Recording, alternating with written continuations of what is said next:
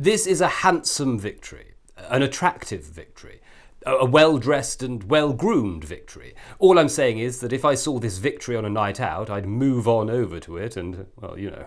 Look, nearly 59% of his own party wanted him to stay as leader. That's a brilliant result.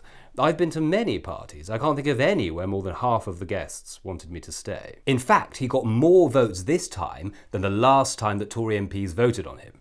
I mean, yes, last time they were voting between him and several other candidates, but it was still a good result. I mean, this time they were voting between him or a void, whereas last time it was other Tories, so, you know, much less attractive. Of course, it's possible that we'll lose the next two by-elections, but that doesn't mean anything. Governments always do badly midterm. And yes, it's possible that we'll lose the next general election, but that doesn't mean anything either. In the long run, nothing means anything, really, does it? Finally, we can draw a line under all of this Westminster tittle-tattle that the press are so desperate to talk about.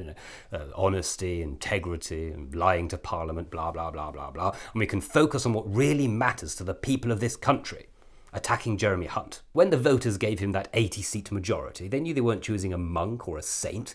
They knew he was amoral and charming and untrustworthy, and yet they voted for him anyway because he was a winner. And now he's not a winner anymore? Well, tough. You can't just change your mind on something once you've committed to it. And now please, can we move on to something more important, like how we're going to unilaterally alter the Northern Ireland Protocol? He did brilliantly during COVID. He had a child, which is really quite impressive when you think about it, and he nearly died. I mean, not from COVID, just he nearly didn't get Carrie the wallpaper she wanted. Then there's all this media nonsense about parties. I've got constituents emailing me saying, did I go to any of the parties with Boris? It's preposterous. Of course I didn't.